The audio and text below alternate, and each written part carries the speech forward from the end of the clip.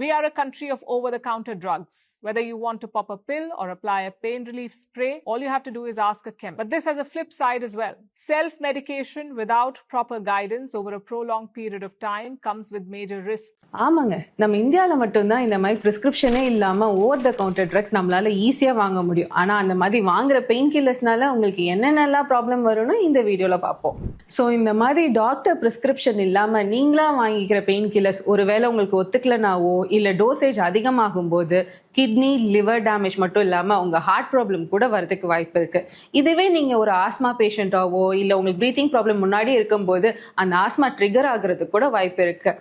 And இந்த dosage உங்களுக்கு அதிகமாச்சுன்னா உங்களுக்கு ஸ்டொமக் அல்சர் மட்டும் இல்லை, இன்டர்னல் ப்ளீடிங் கூட வரதுக்கு வாய்ப்பு இருக்குது. ஸ்பெஷலி இந்த 3 பேர், நீங்கள் ப்ரெக்னென்ட் ஃபீமேலாவோ இல்லை பிரெஸ்ட் ஃபீடிங் மதர்ஸாவோ இல்லை சில்ட்ரனாவோ இருக்கும்போது நீங்கள் டாக்டர் ப்ரிஸ்கிரிப்ஷன் இல்லாமல் எந்த மருந்துமே எடுத்துக்கக்கூடாது.